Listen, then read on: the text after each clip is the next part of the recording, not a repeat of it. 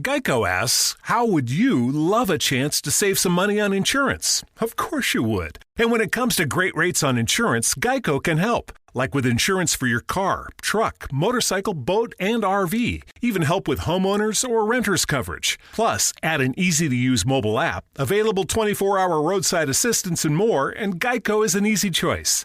Switch today and see all the ways you could save. It's easy. Simply go to geico.com or contact your local agent today.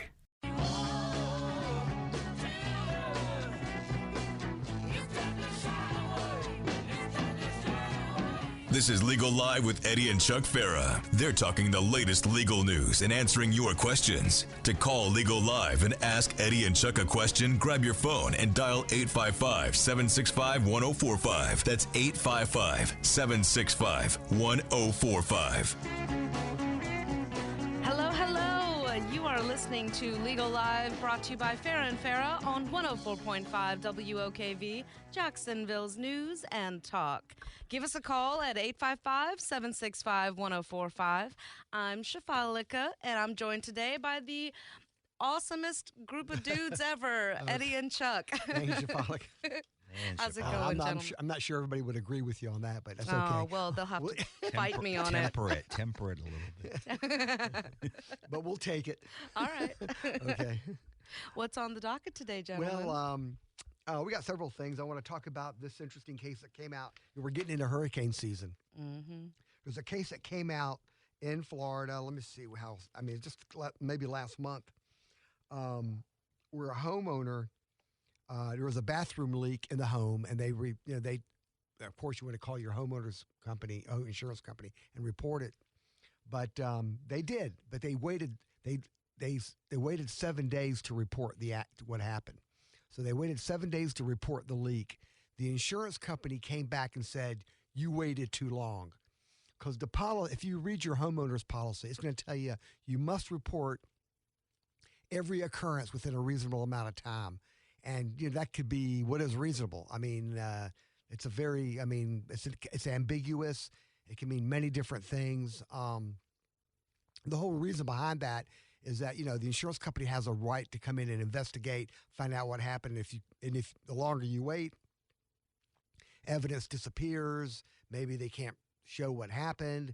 Maybe the damage increases because you didn't take any action to reduce or to mitigate the damages. So the good news is the court ruled that waiting 7 days was not too long, because the insurance company in this particular case wanted to state that the policy was not in effect. You violated the policy because you waited 7 days. The court ruled no, that the 7 days period was reasonable and that your claim can proceed, which is very important to remember. Because, people get tied up. You get something like that devastating happens at your home. Mm-hmm. Yeah, you're not thinking. You're thinking, oh man, you're just probably trying to figure out where you are, what's going on. You've got all this damage. Maybe you're trying to, stop the damage. Maybe you're trying to bring people in to take a look at it and see what's going on. That is it's not uncommon for people to wait a few days. Right. I mean, when insurance companies come in now and start arguing, 7 days is too late, that's a tough situation. Yeah. I mean, that could be very difficult. And people have other things going on in their lives. I mean, they may have a bathroom leak in their house that has caused $20,000 in damage, but they may have more pressing issues. They may have somebody in the hospital. They may have, who knows what's going on. That is very similar. Everybody's got stuff going on. As well. Yeah. Yeah. So, and as a homeowner, your first instinct is to do I call a plumber? Do I try and fix it myself? How bad is it? Yeah. Is it going to stop? What can I do? Yeah. Yeah. There's all kind of things. 7 days is a week. That is it's reasonable. not very long, and it goes by very quickly, And so anyway, at least the court ruled that 7 days was still reasonable, and that the claim could proceed. 7 days. Yeah. Another interesting case is we've talked about this in other kind of fact scenarios, but this is a car accident where the person who had the insurance, she did not own the car. It was a mother. I think the daughter owned the car, but the mother was making all the insurance payments. She used the car, even though it was not her car, and she made the payment. She wasn't insured under the policy, so she was insured under the policy, but she did not own the car. So the car is in an accident, And she sues her insurance company to repair the car or to pay for it, the total loss. Well, the insurance company comes back and says, well, you're not the owner of the car. Therefore, you can't sue to get the money for the car. And you would think, oh, that's pretty logical. If I don't own it, what right do I have to sue to get money for this car that was damaged in an accident? But the court ruled that since she had equitable ownership of the car, and what I mean by that is she paid the insurance on the car, she used it more than her daughter used it, she had access to the car was in her household, and other factors, that the fact that she had equitable ownership, even though she didn't have legal ownership, she had equitable ownership, which is basically she was using it. It was like she was an owner, that she could file that lawsuit against the insurance company and obtain money to pay for the damage to the vehicle, which I think is pretty interesting holding. That was a liberal. And there's something you got to remember. Yeah. So the point, the moral of the story is, don't assume anything. If you are in a legal situation, reach out to an attorney and get some advice, because in this particular case, the attorney who represented her, I mean, she didn't have to, under the law, she wouldn't have to pay her attorney anything. Since the attorney was successful, he could require the insurance company to pay the attorney's fee. So she's not out of pocket anything. A lot of people hesitate to contact someone or contact a lawyer because, they're thinking, oh man, it's not worth it. I've lost 10 grand and it's going to cost me 10 grand to get to hire an attorney. But that's not always the case because there are many, many, many rules and laws and statutes on the books that allow your attorney to get paid from the other side if you're successful. So always keep that in mind. Doesn't cost anything to call someone. Yeah. Call us. Call Farah Farah. You can call the Jacksonville Bar Association. Most lawyers will give a free consultation anyhow. They have the Jacksonville Bar Association has an attorney referral program, and as we've said before, almost every week, for $50, you can talk to an attorney on your legal issue. And these are lawyers that charge a lot of money per hour. But because it's through the Jacks Bar Association, they donate their time and only charge $50 for a half hour consultation, which a lot of times gives you direction on where you need to go. Right, right, because there are attorneys that cover all kinds of niche specialties, so you want the right one for your case. Right. And the Jacksonville Bar Association's phone number is 904-399-4486. Okay. Well, we are coming up on a break, and when we come back, we've got a couple of callers, Fred and Raymond, on the line, and we are going to get right to you. So hang in there, fellas. We'll be right back after this quick break. You're listening to Legal Live, brought to you by Farah and Farah on 104.5 WOKV, Jacksonville's News and Talk. Give us a call at 855-765-1045.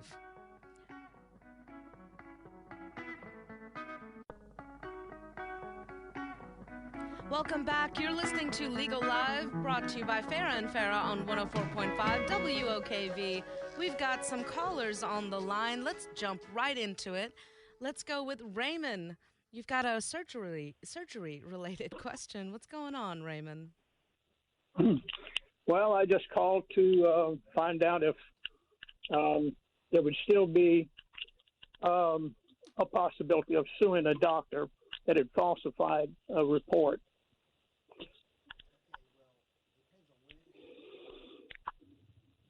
Hello? We're here. Go ahead. It depends on when it happened, and it happened a long time ago. I had surgery. What do you mean a long time ago? How long ago? 2010. Yeah, too late, because there's a statute of limitations that requires you to file your lawsuit within 2 years from the date you knew or should have known about it. Now that statute that statute can be extended if there's fraud involved. If they withheld. Okay. Go ahead. This would be fraud. This was a falsification of the report. My colon, I had prostate surgery. The operative report, I didn't get that until later, but I had my corrective surgery at a different place. That was at the Mayo Clinic. and I just, after talking with a college roommate of mine who was a Georgia Supreme Court judge, said in Georgia it would still be viable. And he said check with an attorney in Florida. Anyway, the Mayo Clinic found stitches in my colon, and he goes in the operative report for the initial surgery. He goes through great lengths to describe a perfect surgery. And that was the only surgery I had ever had. Was the surgery in Georgia? Surgery was in Florida. Everything was in Florida. Yeah. You know, there's a statute of repose. There's a statute that I think, well, you know, listen, I'm giving you my opinion. We do that kind of work. If you want to leave your phone in, we have an attorney in our office that specializes in medical malpractice. This wouldn't be malpractice. This would just be straight, he lied on his report. No, it would be a lying on a report or changing a medical record, altering a medical record is a crime in Florida. I don't know if you know that. I mean, that's is a what? Is a crime. I mean, you can't alter a medical record. That's what I'm aware of that. It's criminal. Yes. It's criminal. Yeah. So, but I don't know. Again, you're looking at a statute of limitations issue. It's been 12 years. I don't know what to okay. I mean, medical records in Florida are only supposed to be kept for 6 years. A doctor is only required to keep them for 6 years. So, I mean, okay. I don't even know. You have the records? I do, yes. Well, you know, you have all the records? I do have all the records. Okay. I have all the records. One, I went, I was being treated at Mayo Clinic. They wanted to, it was prostate surgery. They didn't do the laparoscopic. So I elected to go someplace else.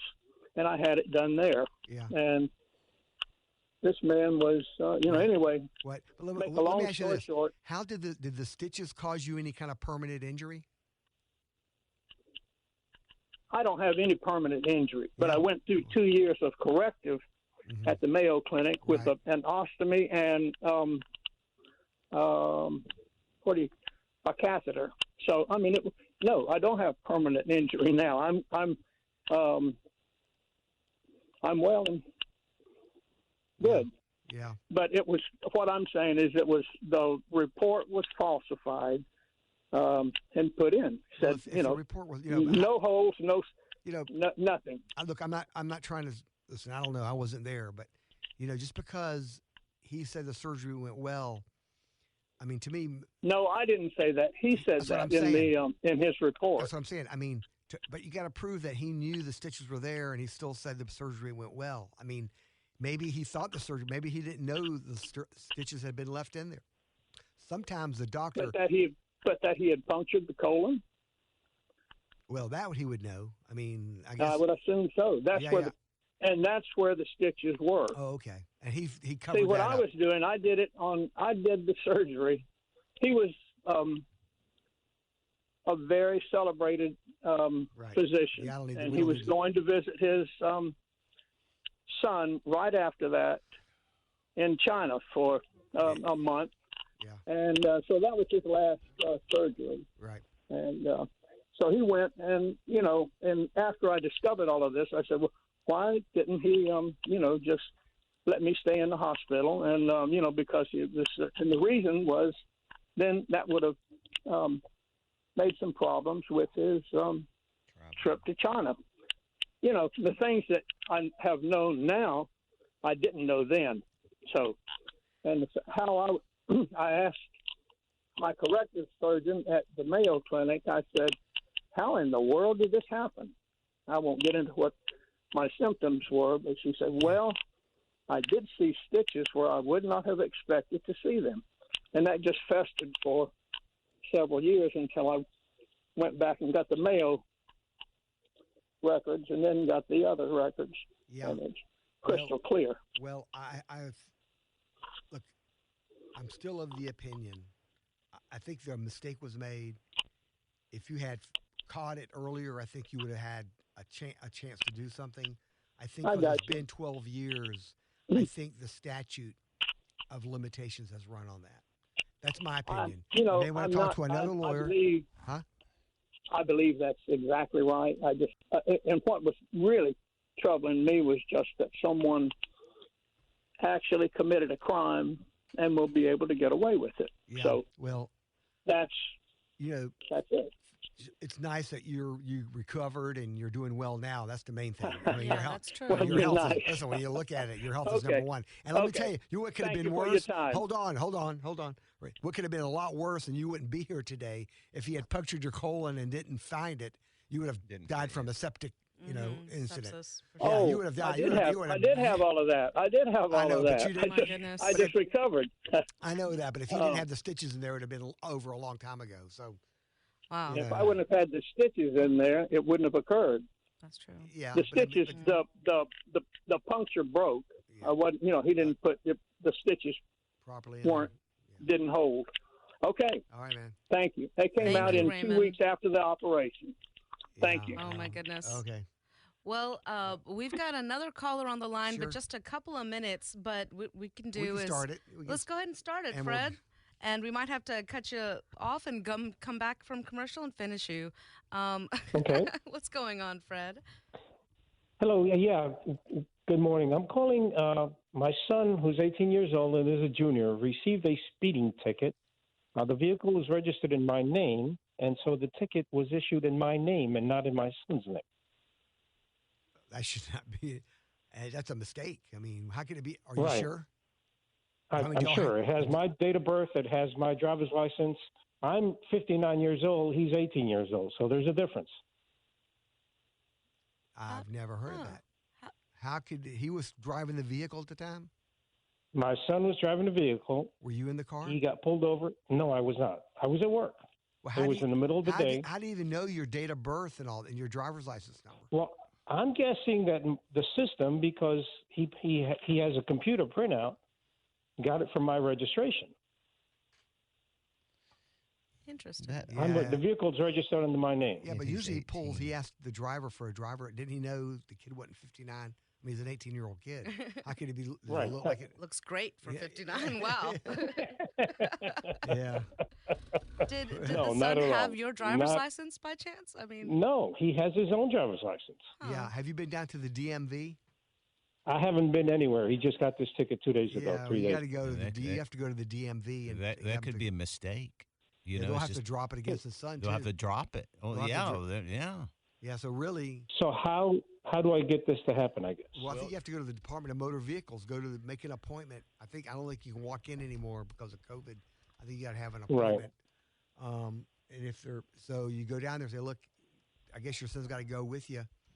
And they go, listen, and they're gonna say, oh, I mean, how are they gonna? I mean, it's tough. I mean, how are you gonna prove?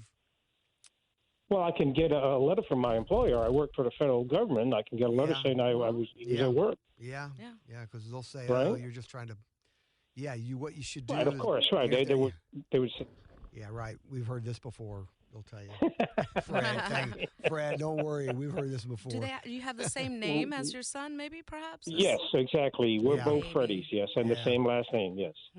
Wow. that's Except really- he's a junior and I'm a senior, and That's I haven't heard of this happening. But That's amazing. so I'm wondering.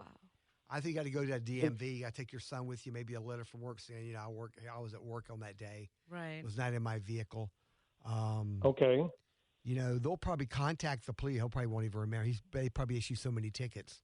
They can't Sure, even remember. who exactly. They, That's they what don't I'm even know. thinking. I can't remember. Young, old. Right. Whatever. It may require setting a court date and going in front of the judge. Yeah, I but don't think DMV. I'd start with the DMV first. Yeah, start there, but it could. This is going to be Okay. this is a big deal. Yeah, I mean, Could they drop the ticket since the officer made a mistake? I think they would have to drop it. If you can prove the officer made a mistake, they'd have to drop it. I can't believe the officer didn't look at it and say, "Oh, this guy was born in And that's what I said. I know I was Something's chewing wrong. him out for But if getting he's a speeding copying- ticket, and If he's copying it off the computer and just not thinking at the time, something. because he's writing it all. He's writing it down on a sheet of paper. Yeah. That's amazing. well, yeah, I don't know how that works. Well, where It's his been mind many, was. many years. Where was his mind? What was the officer thinking? Writing all that down. 59-year-old male. When you got a kid in the car. Yeah. Yes. Well, we're about to jump to a commercial Fred, break real good quick, luck on Fred. that. I'd like to know what happens. But I'd start with the DMV. Call That's us where you back and gotta let us start. know how it works out. I want to know if this ticket gets dropped. Okay. Okay, I thank think- you I very think- much for your help. Hold on. I think you should call Well, I mean, send Ben maybe. Send Ben. Ben Becker. Ben Becker. Ben Becker's got to work on this one. We need to send Ben from Action News over here, Justice man. for Fred I and know, Fred's man. son. Justice for Fred for sure, man. Thank you, gentlemen. Have a good He's got to afternoon. make it to the news, Thank man. You you, should have called Fred. me. You should call the network. Yeah, you call me in the news office at WOKV. I'll do a call story on WK. you. We'll do a story on this, man, for sure. Okay. Very interesting call, Fred. Well, let's jump right into the news at the bottom of the hour here, and we'll be right back. You're listening to Legal Live, brought to you by Farah and Farah. We've got callers on the line, so hang in there. We'll be right back to you.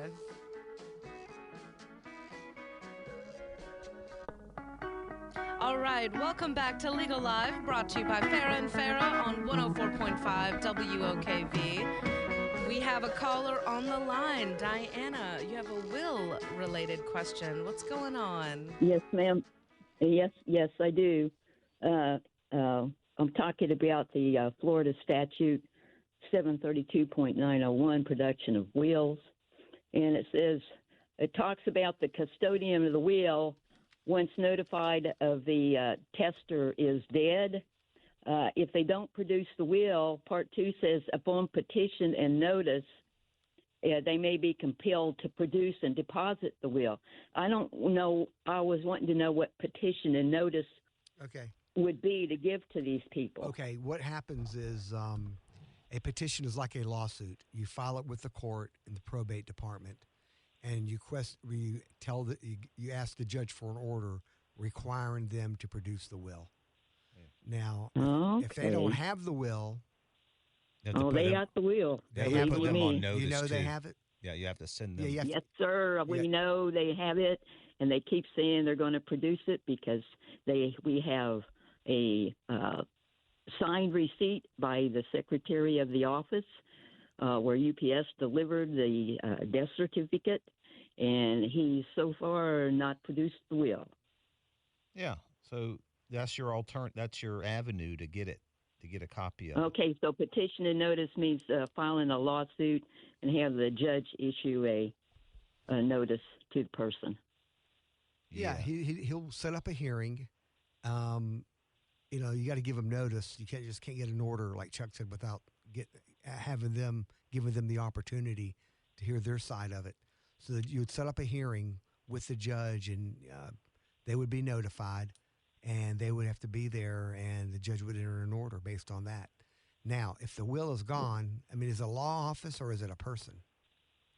It is a lawyer. A lawyer. It's a law. Okay, it's a lawyer. So he's probably for sure he's got it somewhere, somewhere. But if it's been lost or he doesn't have it, or he says I gave the original to somebody else and I don't have it, then there's a process by which you can have a copy instead of the original, and the copy will serve as the will. I don't think there's any copies. This person died just last month, and you're talking an estate of well over $4 million. Right. And there's been already a lot of illegal filings and shenanigans that's gone on. Well, if there have been some filings, that means the will must have been deposited already. No, I called the clerk of the court, and it is not there. It's not. Was there a trust? No, sir. Okay, well, was there a trust involved? No. Is it just a will or a trust? Parts of the corporation or the business was transferred piecemeal, and the last parts were in the process of being transferred, and the person died without signature. So that goes to probate. Yeah. But according to the way I read this, Florida law goes a lot on intent of what's in the will, whether or not, even if a transfer was in process to somebody, what does the will say about the person who wrote it, intent to pass this on to someone, Well, it depends who it depends what the will says. I mean, it's going to be. Yeah, that's why we're trying to find out. Well, I had talked to a lawyer, and the lawyer wants a copy of the will, and we're not getting it. So I just was wanting to get a second opinion, more or less. But you don't have to file a lawsuit till after the hearing, do you? Or is that precede It's called a the petition. hearing? You got to file what they call a petition. It's like a lawsuit. Mhm. And you file that petition. Okay. You say, listen, here's Florida statute. This person died. Here's a death certificate. He had a will. This person has the will. And he needs to turn it over. That's an attorney. Typically, he's got to file it with the probate court. I mean, I'm surprised that the attorney hasn't done that because he's Well, they required wanted to to see the will first. They wanted to look at the will, I think, to determine whether or not it was worth pursuing, I believe. Well, well, are you a potential beneficiary of the will? No, but my son is. Okay, well. They were in the process, supposedly, of transferring some assets to him when his father died. Right, and right. then suddenly, and the lawyer said everything was done, and he would have it in the mail. And after my son's father died a few days sooner than they planned, I think. Anyway, all of a sudden he said, "Well, it wasn't signed, so it goes to probate." And you mean the will was not signed? No, the transfer. The transfer was not signed. Okay. The transfer of the assets were not signed. Yeah, was he of sound? I mean, I don't know. Is anybody going to contest whether he was competent to make the transfer? I mean, if he was making transfers. Oh no, nobody's going to contest that because a couple $1 million were transferred within the month of April. Now, I checked online, and they're not filed even with the state yet. I don't know what's going on with it. Then maybe the state's got it and hadn't updated their websites. But right now, his dad still is the owner of all of this corporation, and still showing his dad as the owner, right? Not anyone else, right? And the lawyer you spoke to, was he a probate lawyer that you spoke to? I don't want to give out a name, but I don't need a name. It needs to be a probate lawyer. Yeah. Well, not just probate. I think they do many other types of things. Like you guys do a series of different. Right. Yeah, I think you probably have to talk to a guy that specializes in probate. If you want to leave your number, I have somebody you can speak to on Monday. He won't charge anything, but he does this. That's all he does, and he's going to. Okay, well, I knew that you could do the thing for like $50 for 30 minutes or something. That's the Jack's Bar Association. They can connect you with an attorney, but then I think I know someone that can talk to you over the phone and explain to you what you need to do. Okay, that'd be fine. If you're going to leave your name and number, I can. I'll sure, call I can. Sure, and I'll call you Monday. Well, and I have a durable power of attorney for my son. Yeah, but he lives in another state. Mm-hmm. Yeah. Well, I think it's just surprising why the will hasn't been filed yet. I mean, I don't know. It ain't. I just called Thursday and no will. And he passed away in Duval County. Passed away in Duval County, even though his residence is St. Johns County. Okay. But he passed away at the Mayo Clinic. Right. And then St. Johns County, did you check both counties to make sure? No, I didn't check Duval, but the lawyer is in another county altogether. Okay. There's a third county involved here that his. If he was a resident of St. Johns, it'd have to be filed there. Well, that's what I would think because the other two, my son's half-lived siblings lived. I think they both live there. One of them does. Mm-hmm.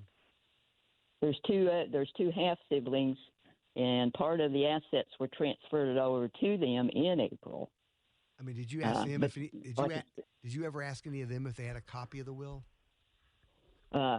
They don't have a copy of the will, and they had the only copy of the death certificate till my son bought one from the state of Florida and had it sent to the lawyer. Is anybody contesting the will, like saying? Well, my son probably will. But you're looking at money. If I don't quite know if anybody would take something like that on a percentage basis. Mm-hmm. Yes, they do. Not, I would think they do it right. Yeah. Mm-hmm. This attorney that you're going to talk to on Monday does it on a percentage. But if people just leave your number, Diana. Yeah. Okay, are you ready? Well, well, no, well, well, don't give it on the air. Not don't over give the it air. on the air. No, Just sir. I Daniel- was not going to give it on the air. No, give it to our producer. Yeah, Once Daniel, you- our producer, will take it in He'll just get a it. moment. Thanks a lot. Thank you for And- calling, Diana. and I'll be This- in phone contact on Monday. Thanks. Well, you've been listening to Legal Live, brought to you by Farah and Farah. We're going to take another quick break, and we'll be right back. Feel free to give us a call at 855-765-1045. We'll see you right after this break. Welcome back. You're listening to Legal Live, brought to you by Farah and Farah on 104.5 WOKV.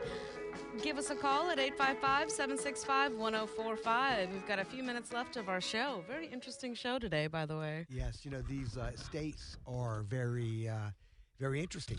I mean, people, I was reading that this is like the largest transfer of wealth, this generation that's coming through.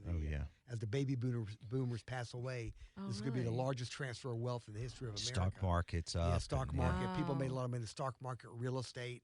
I mean, everything's expensive, So really, there's a lot at stake. I mean, there's a lot of money there at stake, and there are lawyers that will. I mean, I tell you, people contest wills. You can contest the competency of the person who made the will.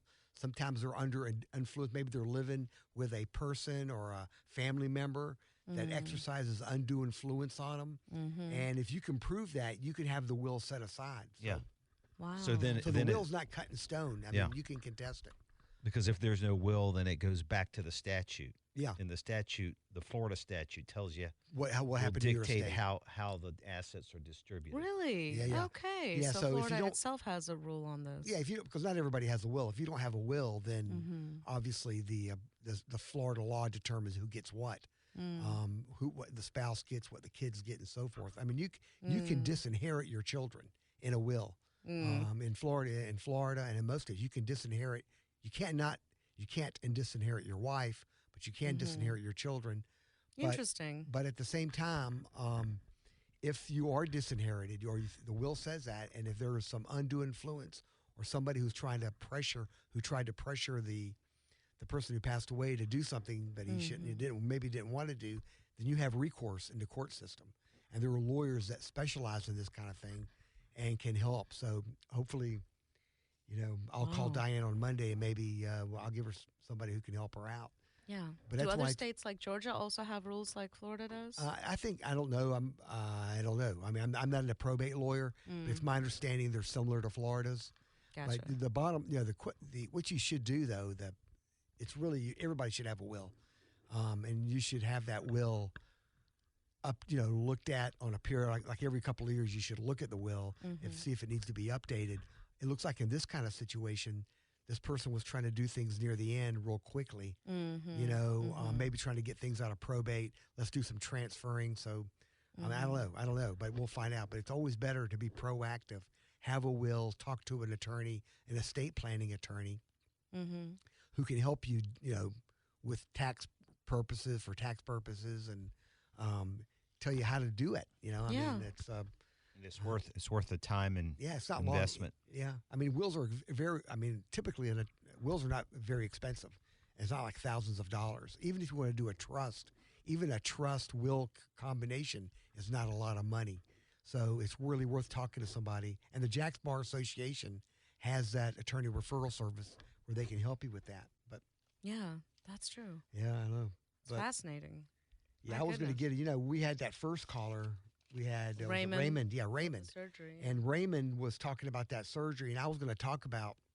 Well, we don't have that much time left. Yeah, but we've got some time. we have a couple Go of good. for it. Okay, because there was an article in the New York Times on not this Sunday, but the past Sunday, about a nurse who was involved in a surgery, and the state attorney got involved. And even though a lot of people think it was just malpractice, she is now being prosecuted criminally for what happened. So this person was having a procedure done, and the person was sort of anxious about the procedure. I think it was a scan of some sort, and they were nervous about it. So they were supposed to be given a sedative so they wouldn't, get So they can upset or relax, get nervous. yeah. Yeah. So anyway, instead of giving that person the sedative, she gave them a paralyzing medication. And she said it was an honest mistake. I think the person ended up dying from it. And so in comes the state attorney, and she was found guilty of a criminal violation of manslaughter. And she has a sentencing coming up in the next month. And the letter to the editor of the New York Times was written by a doctor. And that doctor was going through, this was a bad mistake. It shouldn't have happened. And what happened is, a lot of times in the hospitals these days, these medications, it's not like the nurse goes to a medicine cabinet, pulls out a pill. These are mechanized medication dispensing systems. They try to be, so you have to type in what you want, and it gives you exactly what you're asking for. It's not like pulling a bottle off a shelf and giving it to them.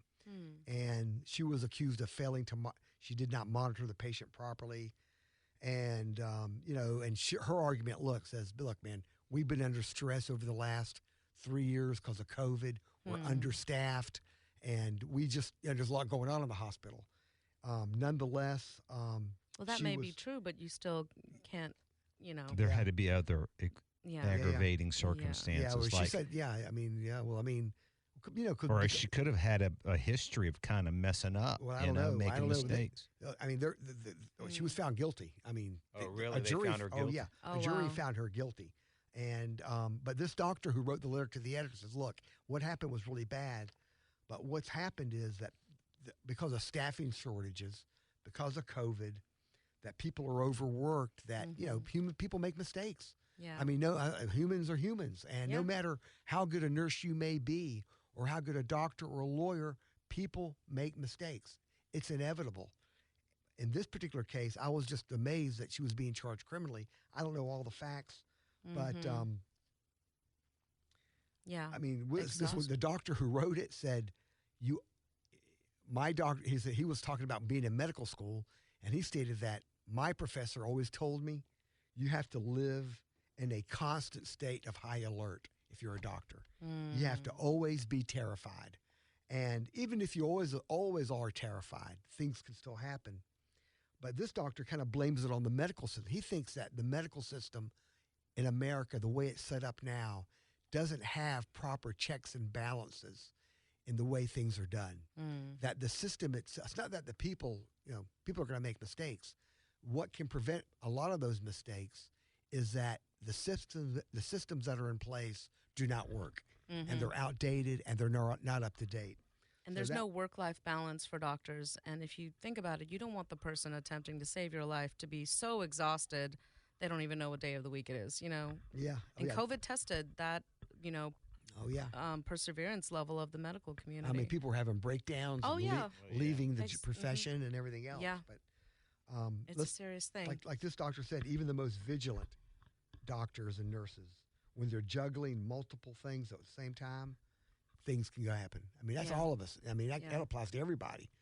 You're trying to do more than one thing at one time, bad things can happen. But it's an interesting letter. It was a letter to the editor in the New York Times. I don't know what the ultimate result was in this case, if she got what happened to her, but manslaughter shows you didn't have the intent, but it was such grossly recklessness that caused death. They said the state attorney said there were signs. She should have known, even though maybe she gave him the wrong medication. There were other signals that she should have picked up on. That she could have corrected it, and she did not do that. So, well, that's unfortunate for sure. We've had such a diverse and interesting show today. Thank you for listening to Legal Live, brought to you by Farah Farah on 104.5 WOKV. We'll be back next week at noon. Tune in for more next week. Thanks for listening.